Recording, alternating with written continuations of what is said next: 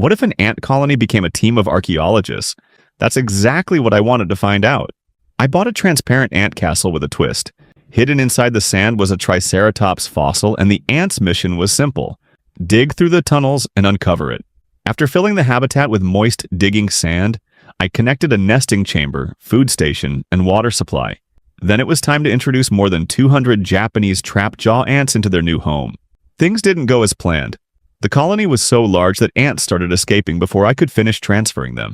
After a frantic rescue, everyone finally settled into the nest. Within a day, the excavation had already begun.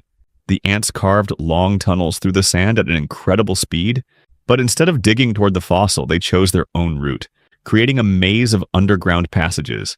It quickly became obvious that ants don't follow human plans.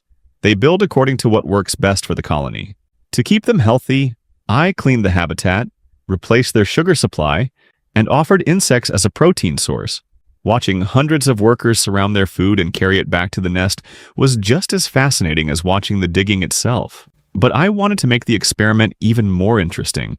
I connected a second habitat using a clear tube, creating an unexplored new world.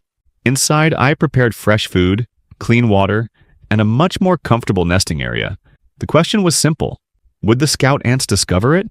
And more importantly, would they convince the entire colony to move? The first explorers arrived surprisingly fast. They carefully inspected every corner of the new habitat before returning to the original nest.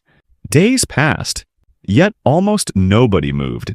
The colony seemed perfectly content staying in its crowded old home. So I changed the conditions. I gradually removed food and water from the original nest while leaving abundant supplies in the new habitat. I also exposed the old nest to more light while keeping the new one dark and protected. Exactly the kind of environment ants naturally prefer. Slowly, the strategy began to work. More and more workers started traveling through the connecting tube.